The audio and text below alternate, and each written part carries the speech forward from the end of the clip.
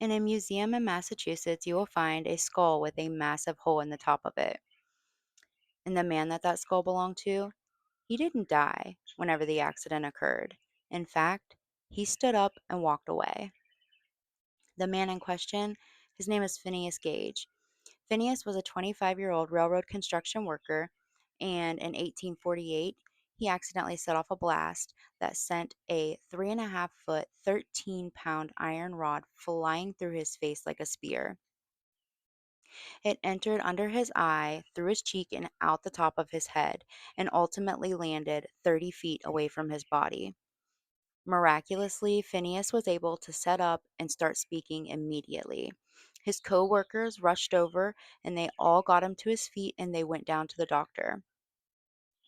Phineas did survive. However, the spirit of who he once was did not.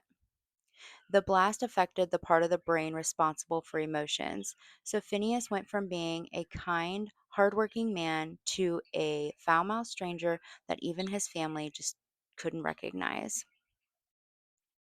Phineas did go on to live for 12 years after the incident, and with him he kept that iron rod everywhere he went until the day he died.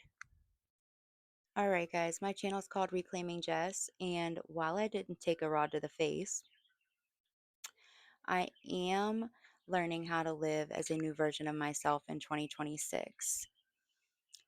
Part of recovery I've learned is letting the old version of yourself go so that the new version of yourself can survive. So follow along for more weird history and my journey of reclaiming what's mine.